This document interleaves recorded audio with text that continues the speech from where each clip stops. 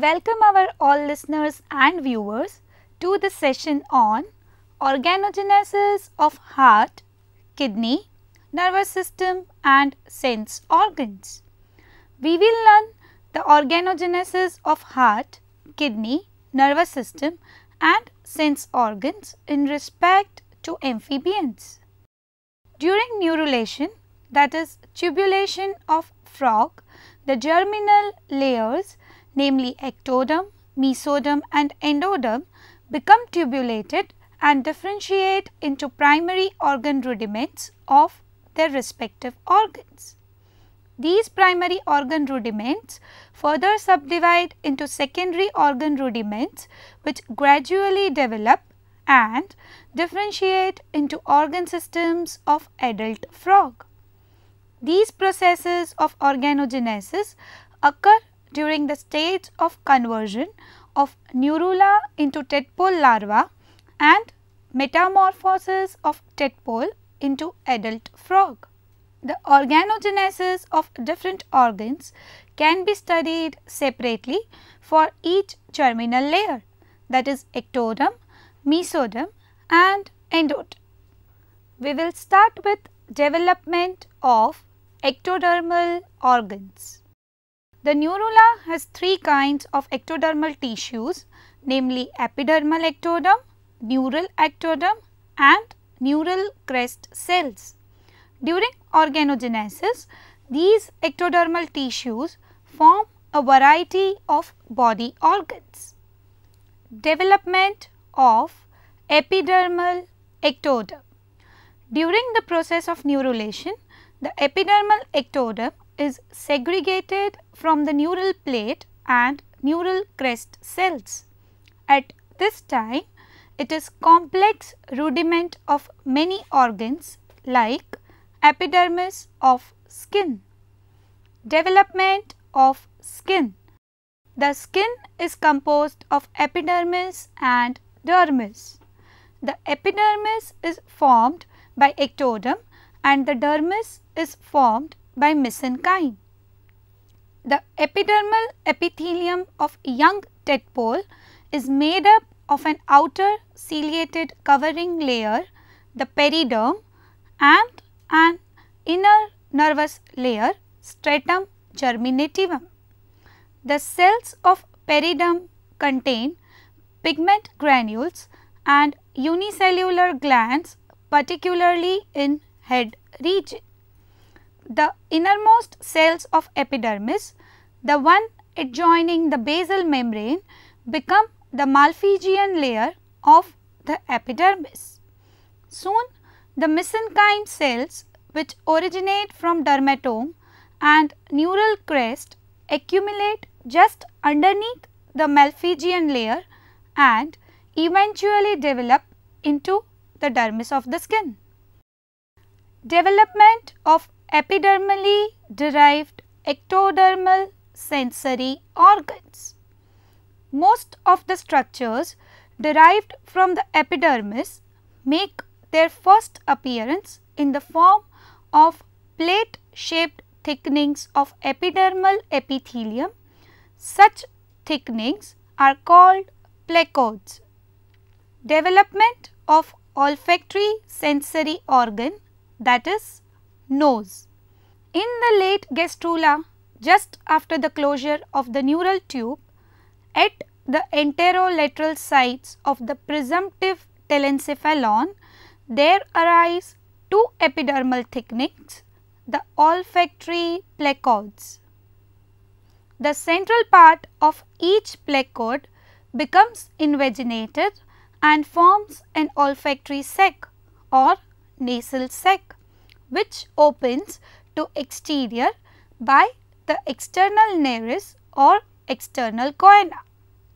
The dorsal and lateral walls of an olfactory sac become olfactory epithelium, the primary sensory cells of which form the olfactory nerve.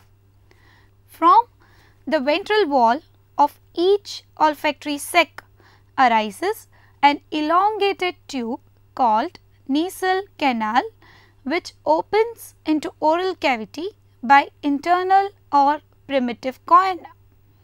The Jacobson's organ develops from a medioventral part of the olfactory sac and has sensory function. Development of auditory organ, that is ear. Each ear of frog consists of an internal ear called ear or membranous labyrinth and a middle ear which includes eustachian tube, ear ossicle, that is columella, and tympanic membrane. Development of inner ear. The auditory placode appearing against the side of the hind brain invaginates and produces a closed vesicle which is eventually separated from the epidermis. This vesicle is known as otic or ear vesicle and it is the rudiment of internal ear. The ear vesicle is pear shaped and its pointed end remains directed upward and later on develops into the endolymphatic duct. The expansion of an ear vesicle, however, remains unequal so that it becomes constricted in some places and bulges out in others. As a result, the shape of the organ becomes complicated. The lower part of ear vesicle becomes divided into sacculus and utriculus. The utriculus becomes drawn into rudiments of 3 semicircular canals. The sacculus develops a connection to the brain through the 8th cranial nerve, the auditory nerve. Development of middle ear. To form a middle ear, the hyomandibular gill cleft forms an elongated club-shaped mass of cells in the dorsal region of the branchial pouch by evagination. This cell mass soon develops a cavity with rounded outer and tubular inner ends. The rounded outer end forms the tympanic cavity and the tubular inner end opens into the pharynx and forms the eustachian tube. The outer opening of tympanic cavity is covered by a circular fold of epidermis, the tympanum. Development of external ear. The pinna is wide-mouthed funnel. The opening of the pinna leads into tubular passage known as external auditory meatus. Development of lateral line organs. Part of the epidermis adjoining the auditory placodes becomes thickened and from these epidermal thickenings develop the lateral line sense organs which remain distributed over the head in several rows, and a row of these lateral line sense organs stretches backward along the side of the entire body and tail. Development of neural ectoderm. The neural ectoderm is a complex rudiment of central nervous system, peripheral nervous system and the eyes. Development of central nervous system. The primitive neural tube located mid-dorsally in the neurula forms the basis for the central nervous system. Development of brain. Soon after the formation of neural tube, the brain rudiment becomes constricted into an anterior brain vesicle, the prosencephalon, and a posterior brain vesicle, the deuterencephalon. The deuterencephalon is further subdivided into mesencephalon and rhombencephalon. These 3 brain vesicles, that is prosencephalon, mesencephalon and rhombencephalon, are the rudiments of forebrain, midbrain and hindbrain respectively. Development of forebrain. The prosencephalon is the rudiment of telencephalon, that is cerebral hemispheres, and diencephalon. The telencephalon gives origin to two anterolateral pouches, the telencephalic vesicles, which later develop into cerebral hemispheres. Each cerebral hemisphere contains a pocket-like cavity, the lateral ventricle, which is the remnant of original neurocoel. The lateral ventricles of both sides remain freely communicated with cavity of diencephalon by a broad opening called interventricular foramina or foramina of Monro. The diencephalon possesses a large cavity called third ventricle. The ventral wall or floor of diencephalon gives out laterally two outpushings, the optic vesicles, which later develop into retina of eye, and optic nerve.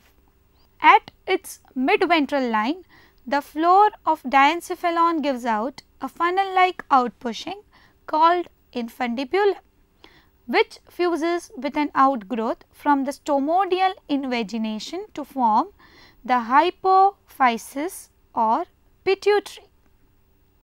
The wall of the diencephalon on the sides and posterior to the infundibulum becomes hypothalamus.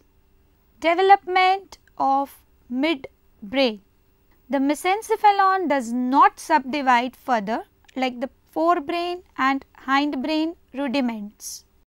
The floor and the sides of the mesencephalon are thickened into tracts of grey matter, the crura cerebri or tegmentum, connecting the forebrain with the hindbrain. The dorsolateral walls continue to grow and bulge out as a pair of optic lobes. The cavity of the mesencephalon, the mesocoel, is narrowed because of the thickened development of the wall and roof and becomes the cerebral aqueduct or iter or aqueduct of Sylvius. Development of hindbrain. The rhombencephalon subdivides and gives rise anteriorly to the metencephalon and posteriorly to the myelencephalon. From the roof of metencephalon develop two cerebral outpushings which later form the cerebellum. The walls and floor of myelencephalon develop into medulla oblongata. The cavity of the rhombencephalon, the rhombocoel, becomes the fourth ventricle which serves to connect the central canal of spinal cord with the cerebral aqueduct of mesencephalon. Development of spinal cord. Posterior to the brain, the neural tube develops into spinal cord.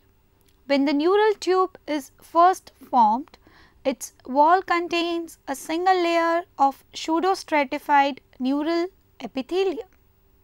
At a later stage, some of the neuroepithelial cells of germinal layer slip outward and become neuroblast cells, which ultimately differentiate into neurons and neuroglia cells. The outwardly migrating neurons ultimately accumulate underneath to that portion of spinal cord which destines to become its white matter and forms a loose layer of cells called mantle. The part of the spinal cord from the central neurocoel to the outer boundary of mantle contains numerous neuroglia cells and is called grey matter. Outside the mantle lies the marginal layer of the spinal cord. This layer contains processes of ependymal and neuroglial cells, to which later are added an increasing number of axons. When axons get ensheathed by fatty myelin sheaths, The marginal layer looks white when fresh and is called white matter.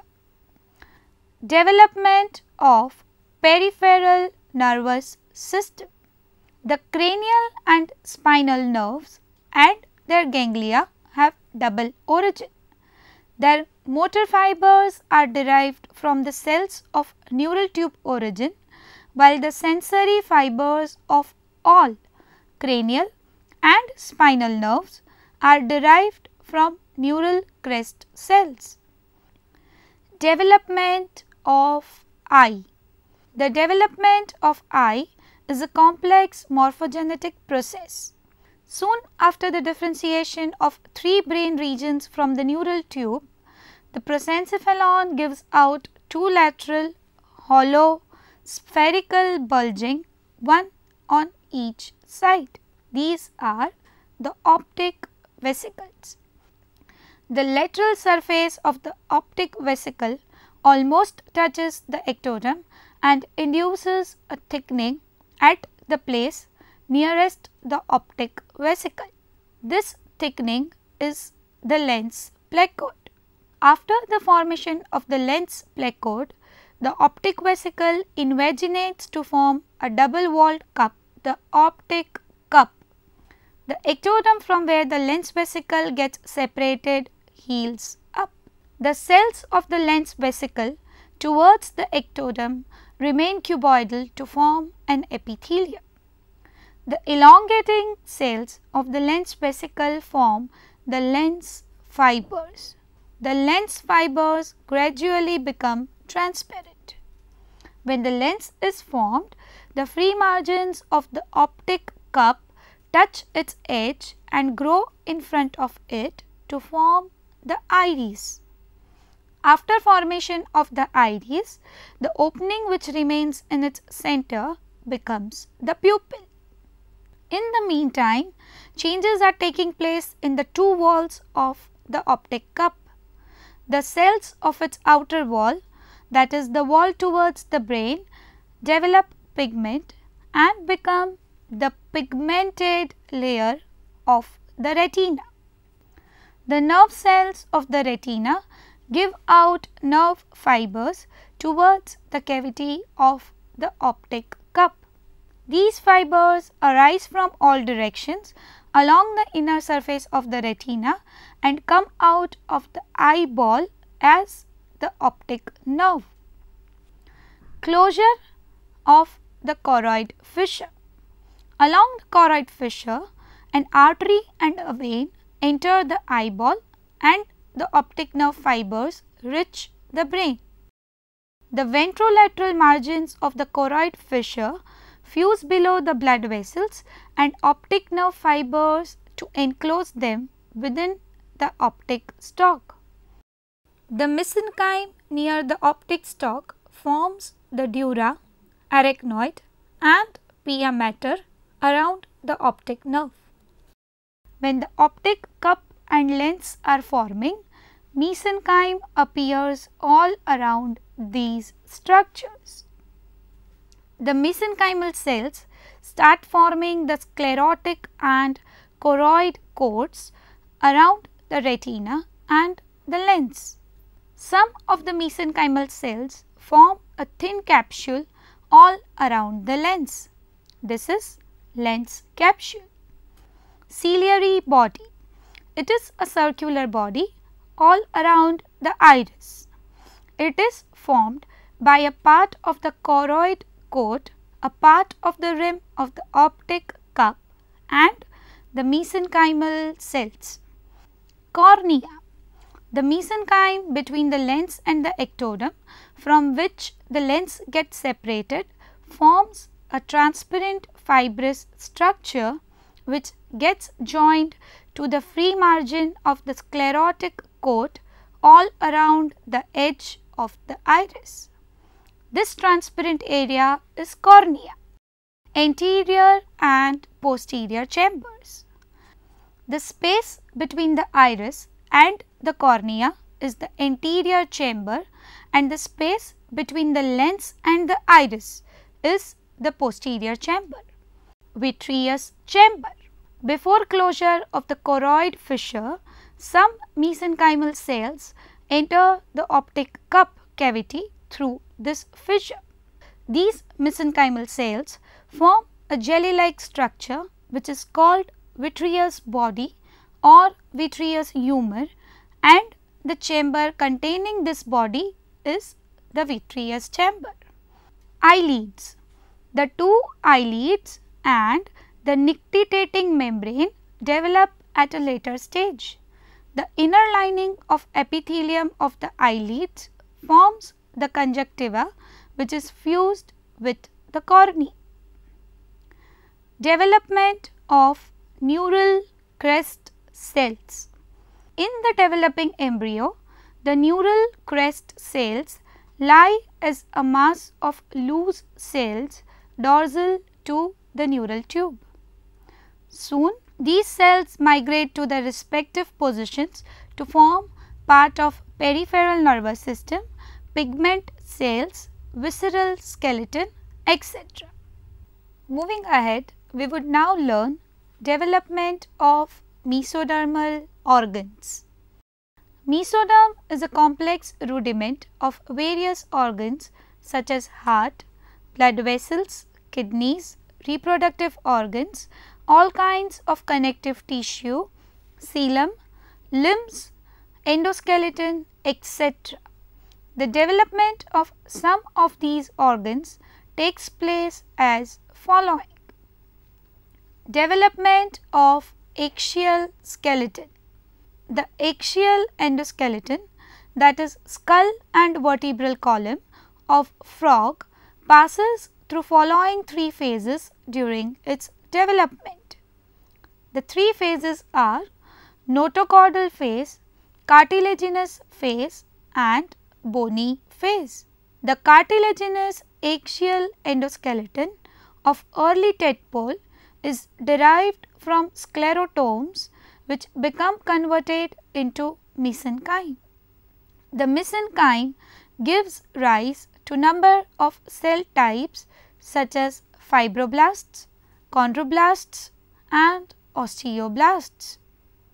The fibroblasts are primarily responsible for the formation of reticular tissue, tendons, ligaments and areolar tissue. The chondroblasts and their products form cartilage and the osteoblasts form the bone. Development of skull. The visceral part of frog skull is derived from branchial skeleton, while the neural portion of cranium is formed by head mesoderm. The head mesoderm forms a cartilaginous chondrocranium which is made up of independent rudiments such as a pair of trabeculae, a pair of paracordals and the capsules of sensory organs. All of these chondrocranial rudiments are derived from sclerotomes and they develop around the anterior portion of notochord. Development of vertebral column. The lower part of the myotome facing the notochord is called a sclerotome. The cells of the sclerotome get loose and become mesenchymal cells to cover the notochord. In this layer, some cells get transformed into cartilage cells to form patches of cartilage called arcualia which form the vertebra. Each vertebra is formed by 8 such arcualia, 4 on each side. Of these 4, the upper 2 are called interdorsal and basidorsal arcualia and the lower 2 are called interventral and basiventral arcualia. Parts of the dorsal arcualia grow upwards along the sides of the neural tube and fuse above it to form the neural arc and the neural spine of the vertebra. Similar growths from the ventral arcualia form the hamal arc and hamal spine. The remaining parts of the arcualia grow towards the center of notochord to form the centrum of the vertebra. Development of heart. The heart in vertebrates develops from the lateral plate mesoderm at the ventral side of the pharynx. After the end of neurulation, the free edges of the mesodermal mantle gradually converge toward the middle of the mesoderm free area in the pharyngeal region. At this stage, between the free edges of ventrolateral plate mesoderm arise a number of loose mesenchymal cells. These cells accumulate at the mid-ventral line of pharynx and form a longitudinal strand of tissue called the rudiment of endocardium, the endothelial lining of the cavity of the heart. These cells soon are arranged in the form of a thin walled tube called the endocardial tube. The lumen of this tube later develops into the cavity of the heart.